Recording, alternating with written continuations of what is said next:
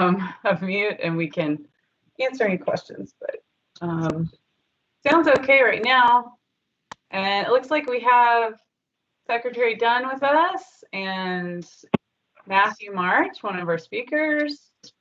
And then I think, let's see, do we have Katie Hess and Carmen James yet? Our other two speakers?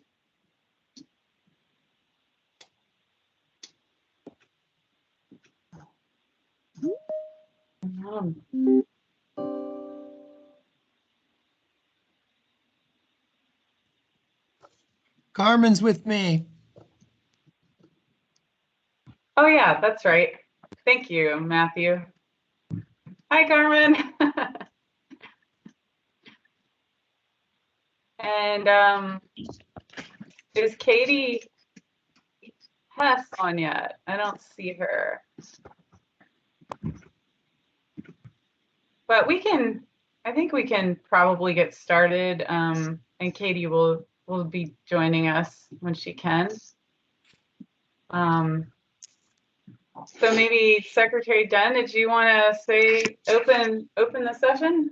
Sure, I'm excited to. Thanks everybody. Yeah, let me know if my sound quality isn't good, but thanks for joining the Brown Bag Lunch series. We actually started the Brown Bag Lunches back in November, December with some skilled theme cooking, holiday related themes. And then we transitioned into some topical areas like book reviews for January. Then in February, we focused on Black History Month. And we had a series of presentations in Black History Month that were very popular. So we thought it would be neat to stick with that kind of a theme because of our agencies focused on diversity, equity, and inclusion, and the need we all felt to better educate ourselves. And then you know, spring hit, active recreation season, and we haven't had a brown bag since the Black History series. So this is one we've had our eye on. It's a very exciting brown bag. I've been looking forward to. I had the opportunity to stop by Mount Tabor. It's just a remarkable story. It amazes me, and it just, to me personally, to have that church on a route that I drive and a place that I go weekly, and me not know a thing about it, illustrated to me how rich our area is in untold stories about Black history, and how frankly ignorant we all have been about these stories, and how significant we think about where we are in relationship to the Mason-Dixon line, how significant our area is. So I'm very excited by this one. I want to thank our staff who worked in this from DCNR and the folks that have joined us to bring this together. You know, Matthew March, of course, from the Historical Society of Cumberland County, done all kinds of good work on all kinds of things. Katie Hess for the South Mountain Partnership and ATC, one of our key central partners. Carmen James from the Mount Tabor Preservation Project, and Carmen, good to see you again. Meredith Malone-Seltzer, thank you, Meredith, for being the mastermind for today's session. I think it's a great idea. Al Germann for producing the video, which I'm dying to see. Al's done a phenomenal job with our videos. And Aaron Vinch, who runs our technology here for these brown bags, and is one of the brown bag team here. This is good timing. Saturday marks Juneteenth, and actually tomorrow, the governor declared holiday for state workers tomorrow, Friday, to celebrate Juneteenth, since it falls on Saturday. And this was with last year's day off. A lot of us decided to have a day on and go to a National Park Service educational session on Black history. So today's brown bag is a way that we can mark Juneteenth in the agency and really learn something. But Juneteenth is a day when Union soldiers finally arrived in Galveston, Texas, with the news that the war had ended and enslaved people were now free. This is actually 2.5 years after the Emancipation Proclamation. We're not all free until we're all free. We want to take some time today to learn about the journey of some of these people to gain their freedom, the connection and their connection with the lands that are managed by DCNR. I mean, a lot of our lands have rich history here. Part of being good stewards of our lands as a public lands agency is acknowledging, understanding the history of these places, and then telling that story. So we have accurate and honest, open-eyed history about the public lands of Pennsylvania. So today you'll learn about this historical church in the South Mountain, Mount Tabor. I actually look at it every week when I drive by to go to Michaux. At this point, I'd like to turn it over to Meredith, and Meredith will introduce Matthew and the video. Meredith, take it away. Okay, I didn't know that. Hi, everybody. It sounds like somebody is probably not on mute. We can kind of hear other people. So just make sure you're on mute, please. And then we're going to get started. So again, thank you to everybody for joining us today. And thank you for Secretary Dunn for introducing today's talk. And yeah, I wanted to again thank Matthew March, Katie Hess, and Carmen James for joining us as speakers today. As Secretary Dunn said, they'll be talking about the Underground Railroad in Pennsylvania, and then the Mount Tabor Church in Mount Holly Springs, Pennsylvania, which is a church that was founded by formerly enslaved Civil War veteran Elias Parker in 1870. So I'm gonna just get started and introduce our first speaker, Matthew March. He is the education curator for the Cumberland County Historical Society in Carlisle, Pennsylvania. He's worked there since 2006 and has led educational tours of the Underground Railroad in Carlisle and Boiling Springs since 2009. The CCHS has preserved a robust collection of documents, exhibits, manuscripts, and photographs since its inception as the Hamilton Library in 1874. The Society also hosts major events like Carlisle Journeys, a nationally significant conference dedicated to the history and impact of the Carlisle Indian School, which closed in 1918. Over 100 classrooms are reached throughout the year by the Society's education department and CCHS's Adventures in History summer camps, which are also led by Matthew March. So thank you very much, Matthew, and go ahead and take it away. Well, thank you for having me. So, when Meredith and I started discussing this, I really can tell you about a certain location. Specifically, I deal a lot with Cumberland County, but I want everybody to know that this is going on throughout Pennsylvania. And there are going to be a lot of DCNR lands that would have been, sites that were important for freedom seekers.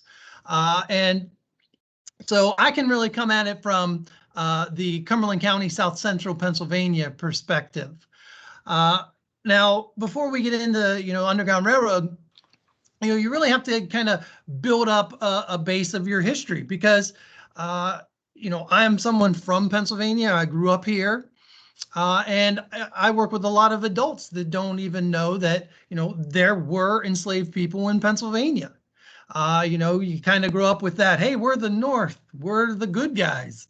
But, when you look into it, you really have to realize that all 13 colonies had slaves, and Pennsylvania had slaves.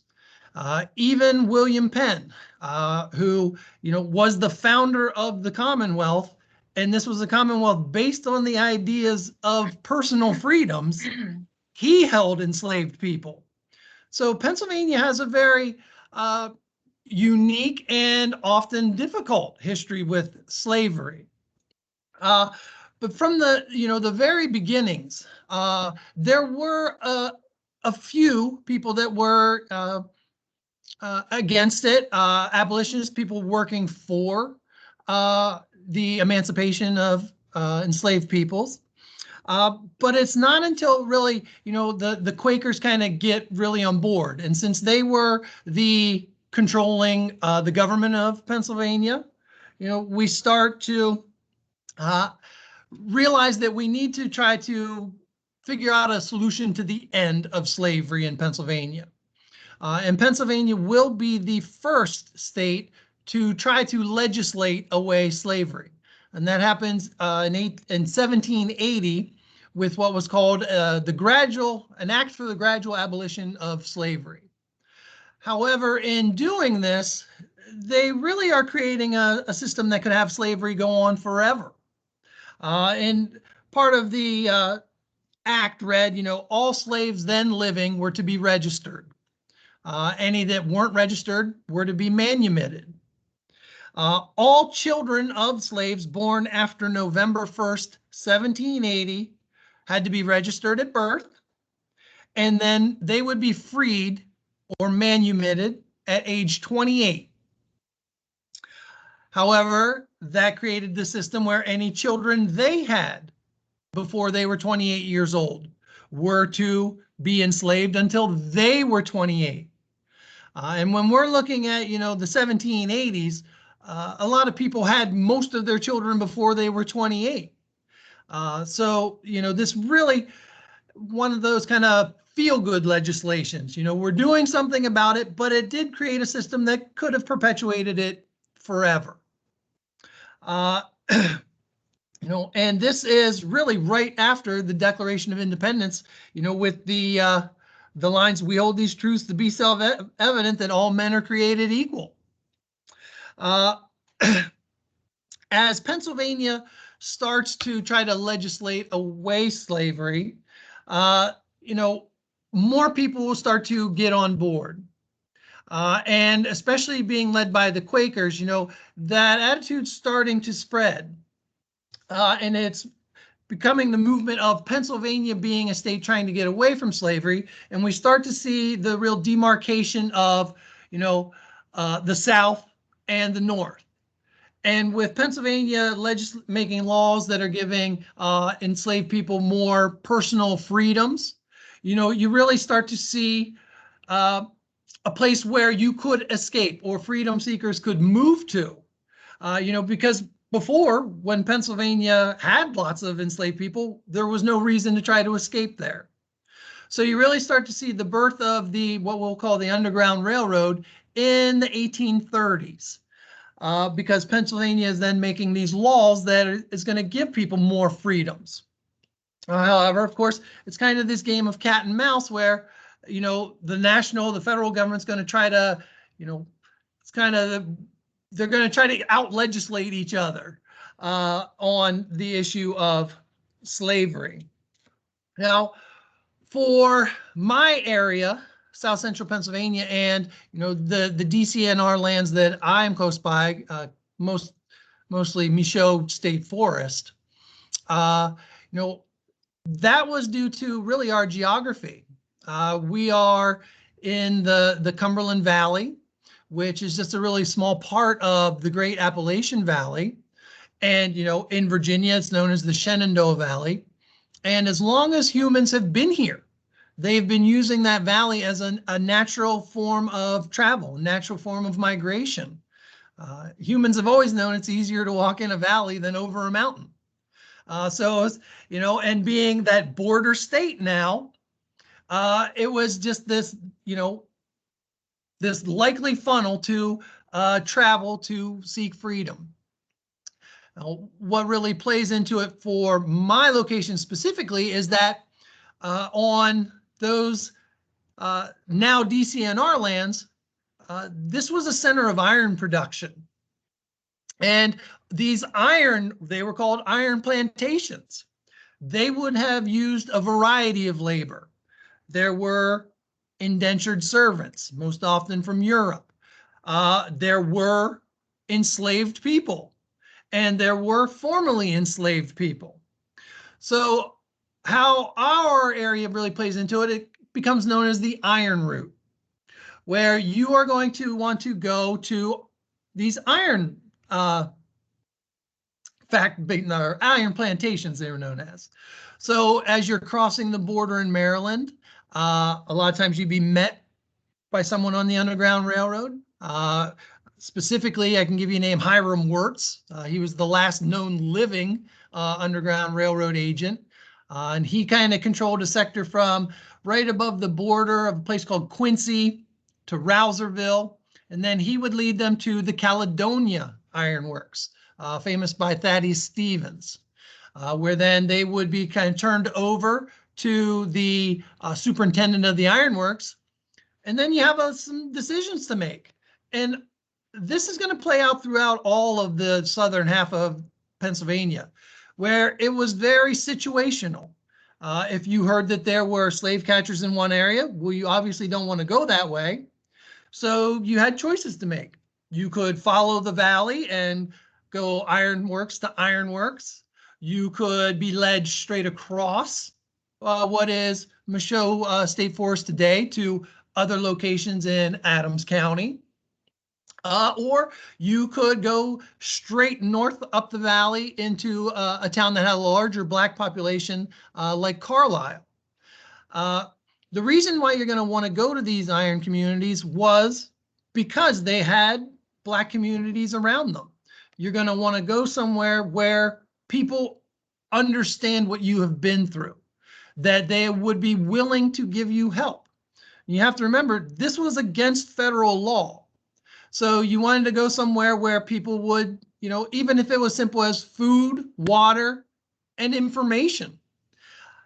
Conveniently, these ironworks are about 1 day's walk apart. And so, you know, that kind of, you could hop your way. If you're following the iron route, it's going to steer you towards the Susquehanna River. Once you get across the Susquehanna River, you would be in a very large city, that's Harrisburg, which had a even larger Black population. Then you could go to locations even further east, like Philadelphia, which would be the center of the abolition movement. You know, the ultimate would be if you could make your way to Canada, where no U.S. federal law could affect you. You know, and we have some very specific stories. When you talk about the Underground Railroad, you know, a lot is by word of mouth. And it's hard to find actual documentation.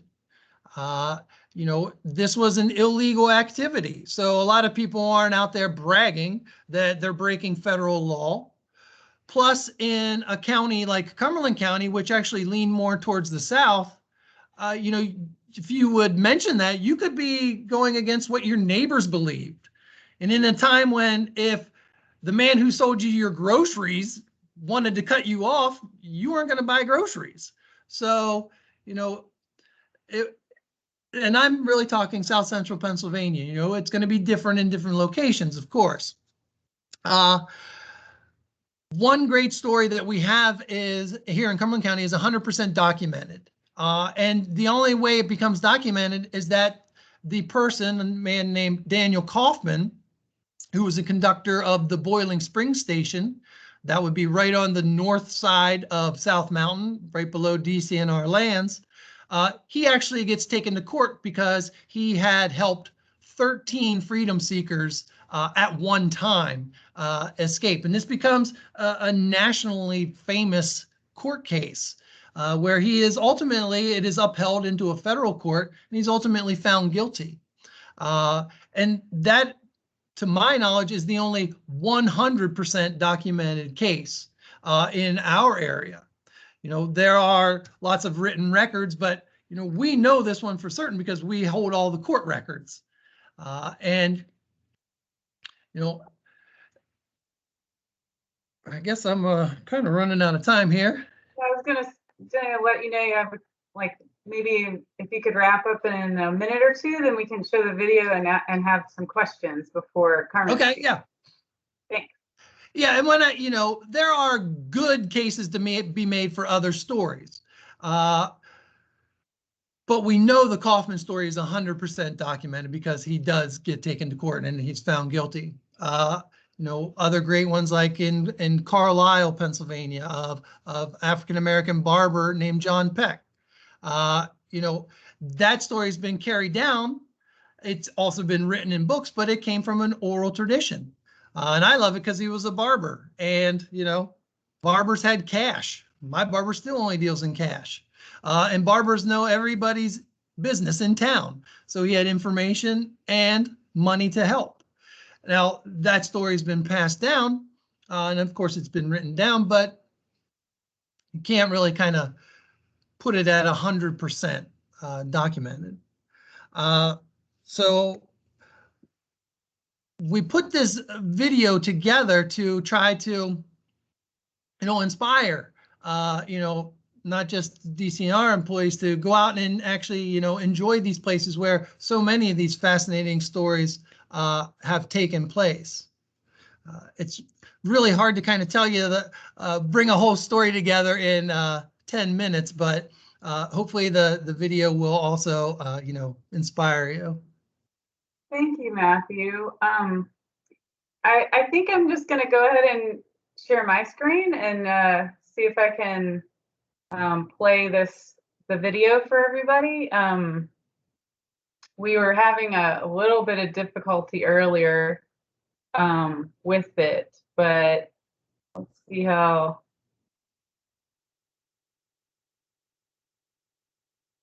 Actually, just a minute.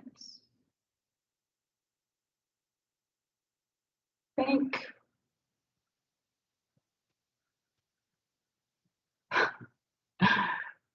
Sorry for the delay here.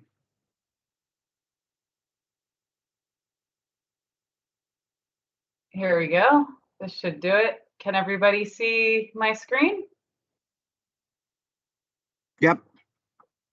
All right, and please jump in if you can't hear it. You should be able to hear it though.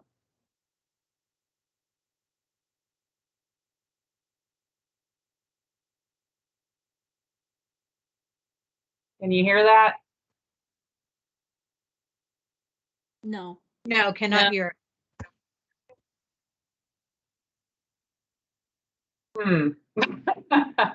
Darn it.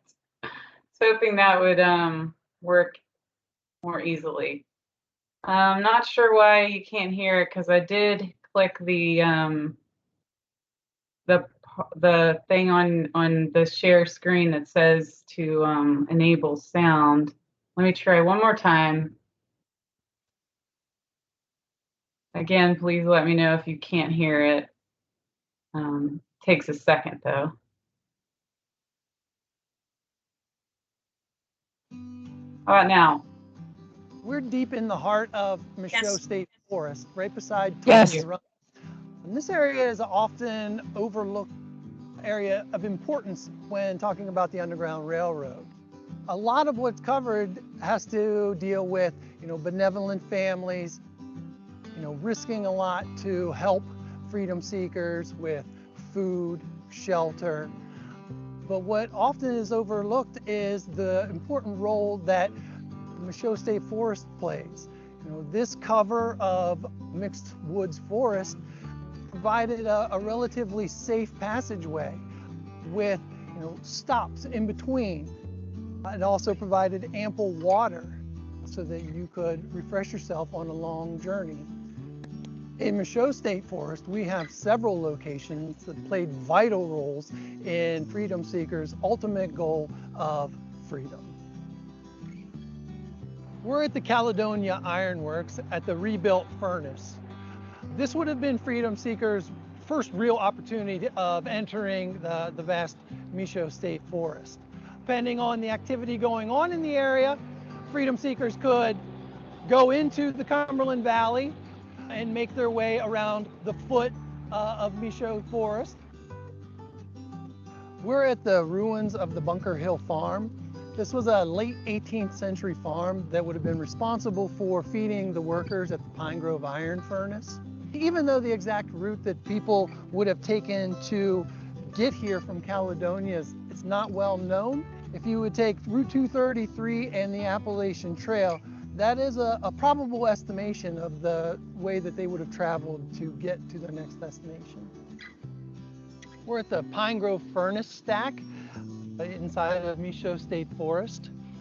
A community or an iron complex like Pine Grove would have been very important in a couple regards. In one, a place like this would offer employment opportunities to earn real money with relative safety. We know from the records of Pine Grove Furnace, this offered employment for both freeborn and formerly enslaved. Two of the jobs that were most ideal were woodcutter and teamster. From Pine Grove, freedom seekers would have a decision to make, and it usually was based on, the situation. If there were people that were hostile to abolition, or if there might be slave catchers in the area, they would have to come to the conclusion that, I can continue my journey through Michoa Forest and end up at places like Mount Holly Springs, where there was an iron furnace, and then move on to Boiling Springs, where there was another iron furnace. And they're seeking out these iron furnaces because they were all surrounded by small African American communities.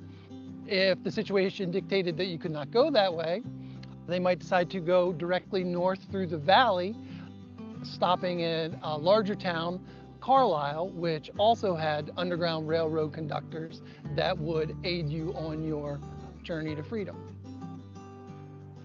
We're at the Irish Gap Trailhead access at the foot of Michoa State Forest. And this would have been the eastern limit to a community known as Irishtown.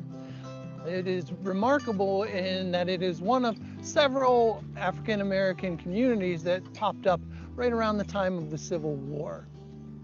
We are in what remains of the Elverson AME Zion Church, which was the church that supported the community of Irishtown.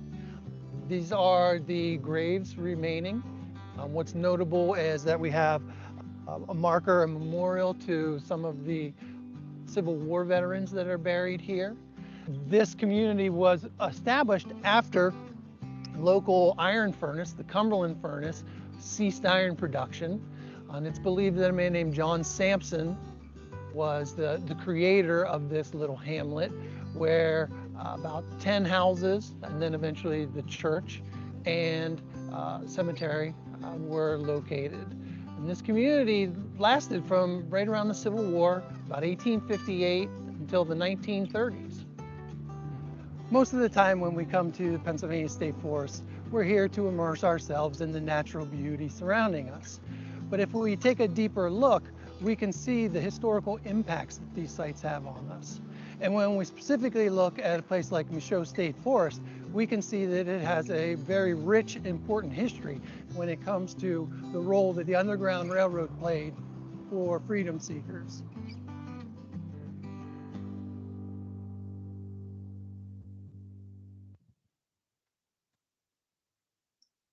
Okay, thank you.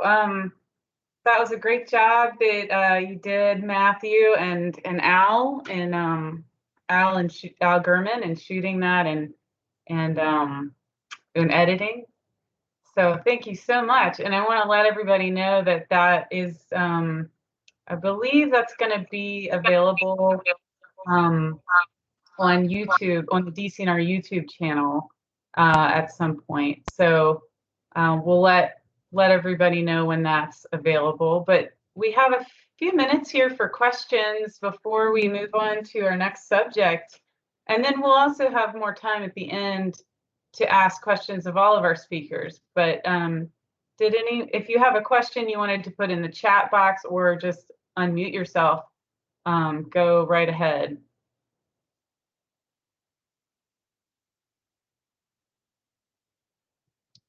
We have a couple things in the chat box just about Elizabeth Grove said there's a new Thaddeus Stevens book out called Thaddeus Stevens, Civil War Revolutionary Fighter for Racial Justice by Bruce Levine. She just started it. And then someone else mentioned another book, Archaeology of Northern Slavery and Freedom by James Dell. So thank you for that. I guess we have a question from Emily Hendrickson that says, did the furnace operations provide job opportunities for women freedom seekers as well? It's a great question. In the Harrisburg State Archives holds the records for Pine Grove specifically, Pine Grove Furnace. And I have not seen any paid roles for the women working around the furnace. They certainly were part of the community, but I have not found any of their names written down, being recorded as receiving any wages. Okay, that's really interesting. And then we have another question. What was the name of the AME Zion Church that Matthew mentioned in the video? That was Elverson. And that was in Irish Town, right? That would be south of Huntsdale. Oh, Right at the Irish Head Trail Gap. Kings Gap State Park would probably be the closest associated state park to that. okay. Great. Well, please keep thinking of questions for Matthew, and we can ask them at the end, or put them in the chat box as we move on. But I'm going to go ahead now and introduce Katie Hess to launch to the next section of our talk here. So Katie Hess is the director of the South Mountain Partnership since 2015 and co-founder and director of the Appalachian Trail Conservancy's on-the-ground landscape conservation program. As the director of South Mountain Partnership, one of 8 conservation landscapes, she leads over 40 local committee members and partners in preserving the region's sense of place and unique assets through land use planning, investment, and revitalization. As the director of Pennsylvania Landscape Conservation for ATC, she scales the models developed in conservation landscapes and builds a program to leverage Pennsylvania's landscape scale investments with the Appalachian Trail, the largest East Coast climate corridor and national park, and the Appalachian Trail Landscape Partnership Network. The South Mountain Partnership administers the partnership's mini grant program, which awarded funds to the Mount Tabor Preservation Project in 2020. Katie also has experience in historic and cultural resources conservation as a former employee of Pennsylvania's State Historic Preservation Office. Thank you, Katie, for joining us, and I'll let you talk now. I'll hand it over to you. Thank you. I am joining from the field, so if you can just give me a thumbs up that my audio is all right. Okay, great. And I apologize, a mower just appeared, as is always the case when you're outside and about to speak on a conference call. So thank you for the introduction, Meredith, and for the invitation to be here. The South Mountain Partnership is the local conservation landscape in South Central Pennsylvania, serving Adams, Cumberland, Franklin, and York counties. And we work with partners across a range of landscape resource types. And those were identified early on, back in the early 2000s, when we first got started, as the landscape resources that define us, whether it be our character, the way that our culture functions, or that the landscape functions. And those include cultural resources alongside agricultural, natural, and recreational resources. We believe, this region just would not be the same if we lost one of those, or a large collection of one of those types of landscape resources. So we're happy to be part of the cultural resource community. I did come out of that world before taking this position, and I learned a lot. I didn't even know that it was an area of practice before attending graduate school. And I'm just pleased to be able to bring the natural resource and recreation world together more thoroughly, like this event, with the cultural resources world, because, we're always after the same thing, is the acknowledgement of, the special, unique things that make this region what it is, and the need to preserve and often reinterpret some of these stories to have a much broader understanding of of our history, and all of the different types of individuals and cultures that were a part of the making of this region through time. So thank you to our on-the-ground partners that make that possible, that actually do that on-the-ground work, like the Historical Society and like the Mount Tabor Preservation Project. So I might lose the screen, but I'm going to take this opportunity to introduce Carmen James. She should get the credit for the Mount Tabor Preservation Project. She has kept it moving through different people transitioning in and out of the project.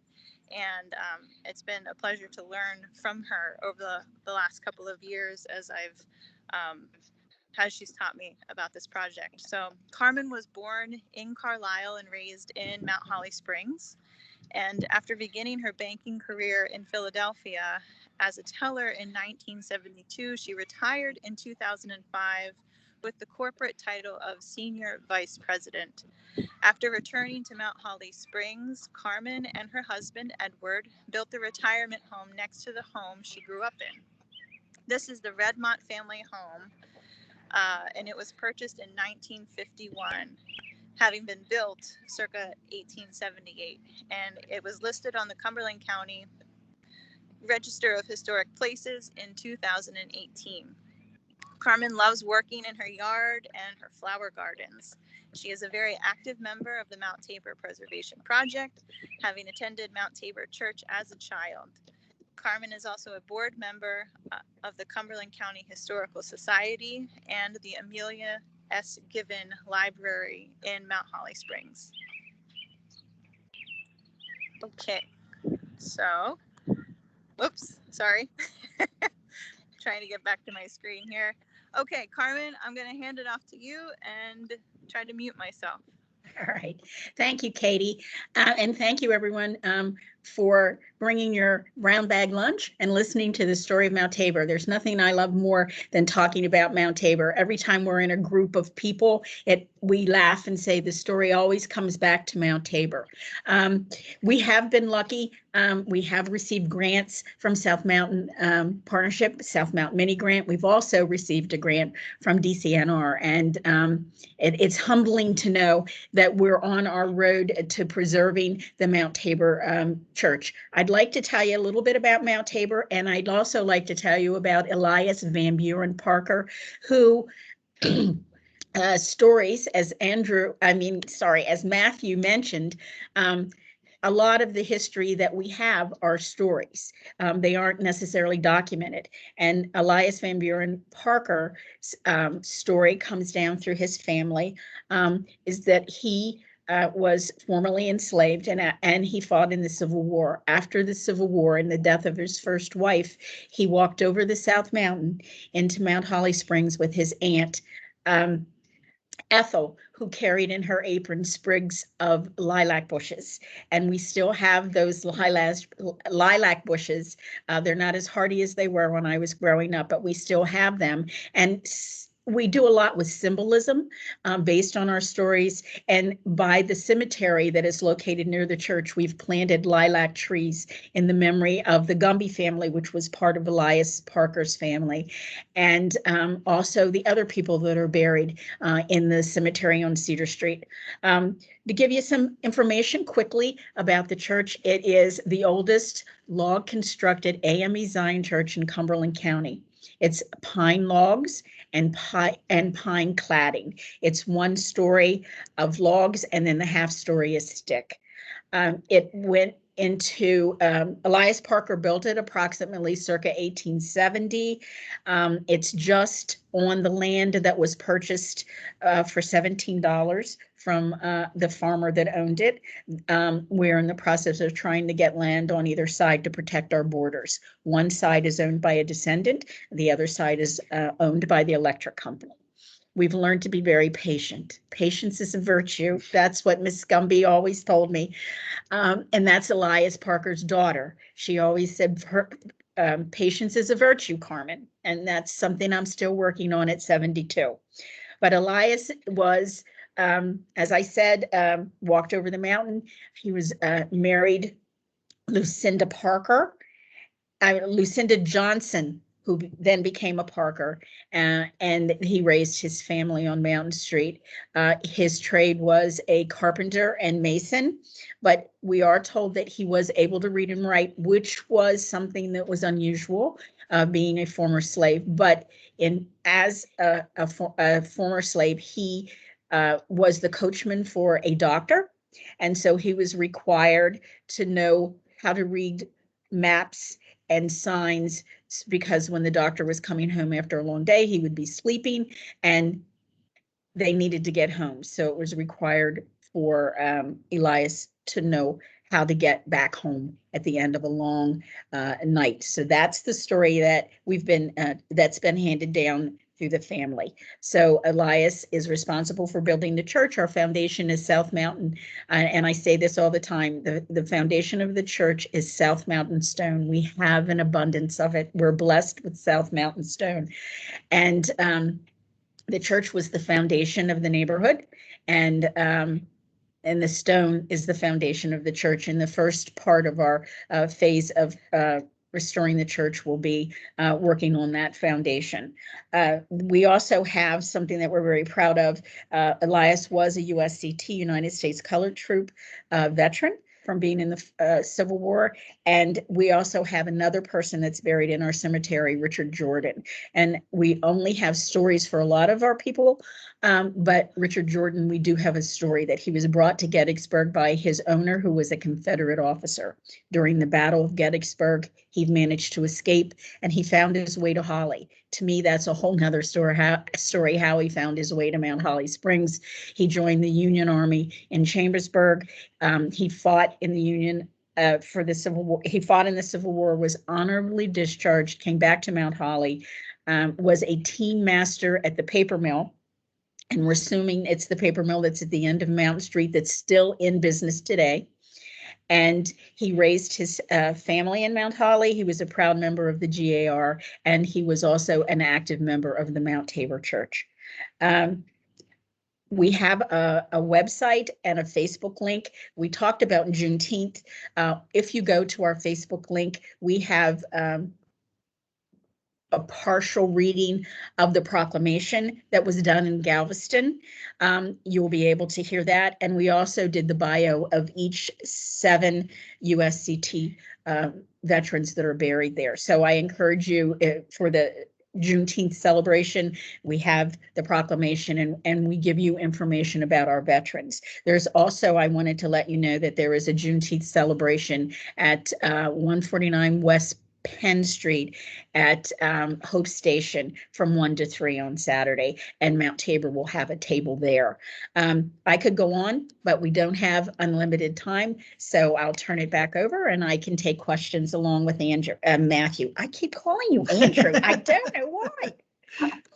Thank you, Carmen. Yeah, just I think for those who might not be familiar with Hope Station, that was in Carlisle, Pennsylvania. So thank you so much for giving us all that great information about the preservation project. And yeah, that is something that part of your work there, I believe, was funded through a mini grant this in 2020 that the South Mountain Partnership granted through funds from DCNR. So it all kind of comes together.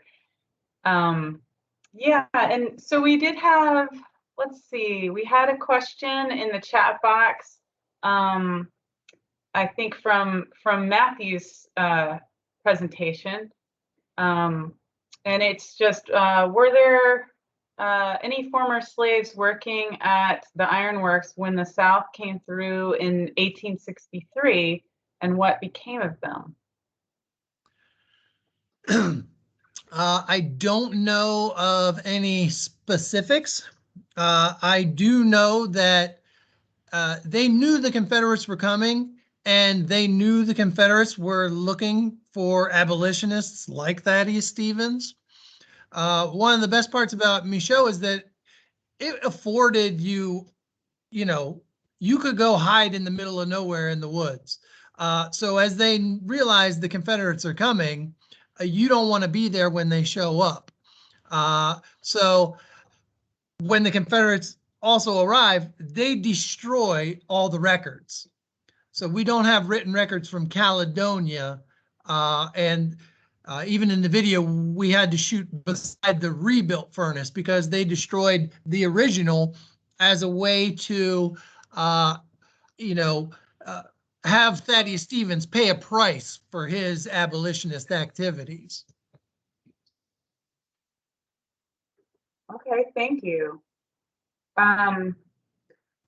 Also, we have a comment from Secretary Dunn. She said, great video and presentation. It will be important to get this info on interpretive displays as possible. Wouldn't it be neat to create a freedom seekers trail through Michoa, linking the many existing trails and forest roads? And I had something to add to that, and maybe Matthew or Carmen could also say something about it, that there is a trail with the Park Service called the National Underground Railroad Network to Freedom. There's actually a website about it, and they have a map that you can look at of the entire state of Pennsylvania that shows the network to freedom and shows some of the places along the way that are part of the Underground Railroad, one of which is the Kaufman station that Matthew mentioned in Boiling Springs. So I'll put that in the chat box, that link. But did anybody have anything else to say about that? I work with the National Park Service a little bit on their network to freedom because we have 3 recognized sites in Cumberland County. And this year, for the first year ever, they are, September will be International Underground Railroad Month. And they are, expanding their efforts into Canada and also West Africa, because they're looking at, the Underground Railroad not just being something here in the United States, but people would have, sought their freedom even before they had to cross the Atlantic. So there's going to be a real big push to, mark September as International Underground Railroad Month. Yeah, and you can also think of that trail that Cindy mentioned, and you did say in your video, the Appalachian Trail probably had a big part to do with the Underground Railroad, and it really can go all the way from Harper's Ferry up to here and beyond. So just wanted to mention that too. We do have some other questions here I want to get in. Secretary Dunn also said that she asked if someone could send around the Carlisle Juneteenth info to DCNR local staff. She's glad to hear there's local celebrations, so I'm sure we can find that information. And then there's another question. Any truth to the local legend that the Iron Masters Mansion at Pine Grove was an Underground Railroad stop? There's a hidden crawl space area under the stairs. And I know Matthew knows about this. Well, this is one of those, it could be very problematic. I'm curious, Matthew. The Iron Masters at one time were people that enslaved Americans. And whenever they would try to get their freedom, they would publish ads for rewards to get them back. So in my personal opinion, it would be a pretty tough stretch to imagine them trying to help people get their freedom when they were actively enslaving people. It is most likely that when people say the Pine Grove Mansion, it would have been the support community around the mansion where you would have found help, or you can, you know, kind of say just the Underground Railroad. Those communities outside, you know, the African American communities that were, you know, around these iron complexes would have been where you would go. So you might be able to say it was a stop on the Underground Railroad, but in my opinion, it would not be the mansion itself. And I think that little hidey hole in the basement was an easier way to throw 50-pound sacks of your stores down into the basement, not any place where they're going to, you know, try to hide freedom seekers. Yeah. Okay. Thank you. I want to thank Renata Mosley. She put some information in the chat box about Franklin County's Juneteenth celebration for anyone who's interested. It's Saturday, June 19th from 10 to 11 a.m. at the square in Chambersburg. Thank you for that. And then you also had a question, Renata. She asked, did I hear correctly that Carmen attended Mount Tabor? Yes. Yes, I did. It closed in 1970, and I left Mount Holly Springs in 1969. So it closed around 1970, and it actually sat vacant for about 50 years. So yeah, I retired and moved back home, and a lot of other people. So Mount Tabor Preservation Project is made up of descendants, former congregants, people that live in Mount Holly, historians, preservationists. We're very lucky. We have a broad band of people that belong to the project, and we're focused on restoring it and then making it a working, visiting tourist location, because you can't preserve and restore and preserve a building and then let it sit. It's got to be a living, breathing place in order to function. And so we're working with the borough of Mount Holly Springs, who now owns it, to ensure that that happens. Great. Thank you, Carmen, gosh, for all the work you're doing. It's amazing. I also wanted to say one other thing. One of the things, and this is again another story that shows us that we're on the right path. For years, that church was known as the Colored Church on Cedar Street. Forever, that's what it was known. It never had an address. So our goal was to get an address. And so we went to the borough of Mount Holly, and they came back and they said, the post office called and said, your address is 13 Cedar Street. And someone said, oh, 13 is such an unlucky number. And I said, no, the 13th Amendment was the amendment that freed the enslaved. It was the Emancipation Proclamation. And so that shows that we're on the right track. That's a message that we're on the right track. So the address now for Mount Tabor Church is 13 Cedar Street. And our email address is mounttaborpreservation.com. I love that. Thank you for sharing that. Yeah, that's great. Let's see. I think, yeah, go ahead, Katie. Hey, I just want to say thanks again. And I wanted to follow up on what Secretary Dunn had said about the trail, and then Matt's follow-up on the National Park Service trail. Forgive me, Matt, if you already this, but anyone that's been hooked into that trail and has Katie, we're having a little trouble hearing you. Maybe if you're not on video, it would be better. Okay. Is that any better? Probably. Okay. Go ahead. Sorry about that. Trying to fit too much into one day, I guess. Anyone who has a site that you think should be linked to that Freedom Trail, that trail currently works as a network of partners, and aptly so. And so if you want to learn more, feel free, and Matt might know more than I do about it, but the partnership can also help to link you into those resources. And, we're our own network of partners and people. And we want to, I think, like the point that Secretary Dunn might be speaking to also is that we don't necessarily have to create new trails, but we can reinterpret existing trails and existing histories and interpretive markers to really highlight the full spectrum of history that exists on the Michoa, the South Mountain landscape, and those individual trails. You know, I hope that our mini grant program is used to really help to reveal those stories and to build out that type of infrastructure in the future as well. Yeah, that's a great point. Thank you, Katie. Does anybody else have anything? We have about 5 minutes. I mean, people are welcome to leave if they need to, but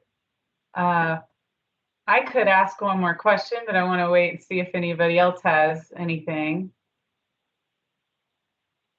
Well, so the one thing that I wanted to point out that I learned in kind of just learning over the past few months of more about the Underground Railroad is that that the Quakers had always been, I had been taught growing up, the Quakers were thought of as this, you know, kind of ally to freedom seekers. And I've learned that that wasn't necessarily always the case.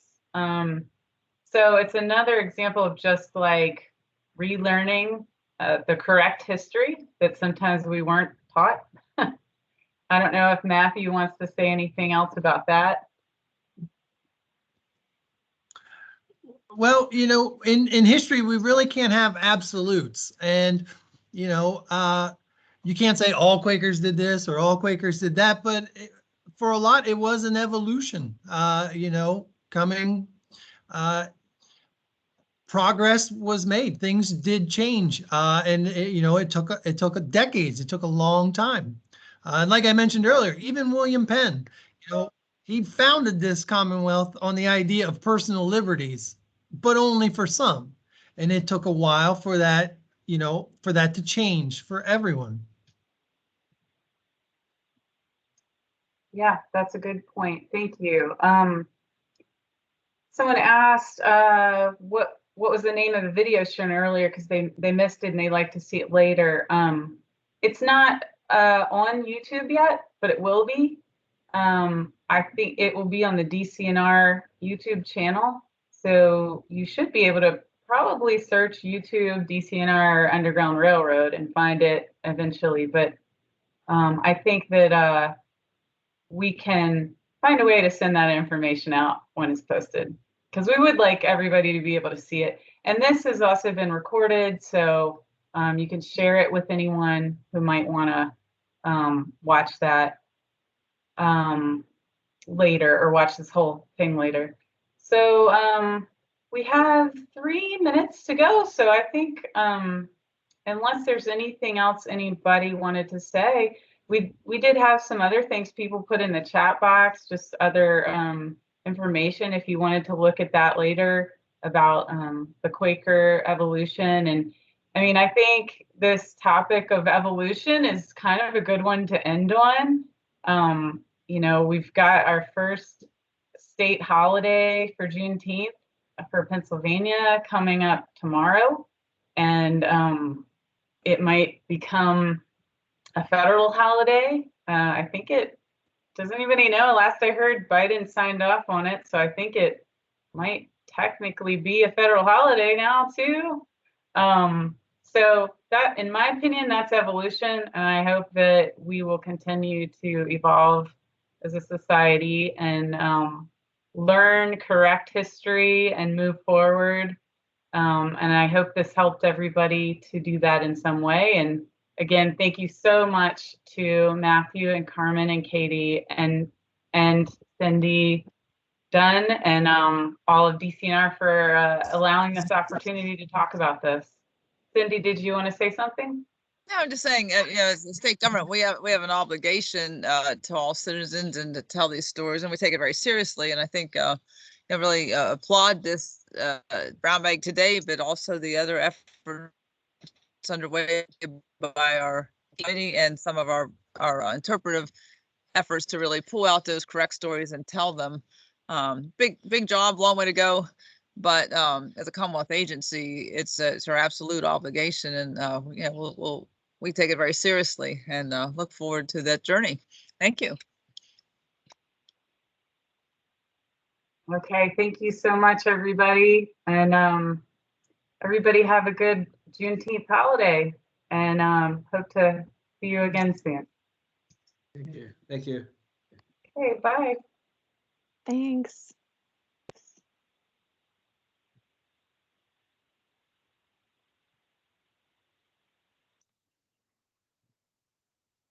Era, I don't know if you have to stop the video and then maybe you can send the recording along. I'm not sure if I would be able to access it since you started it. So Yeah, I should be able to just well, I do stop it. I gotta stop. There, stop recording.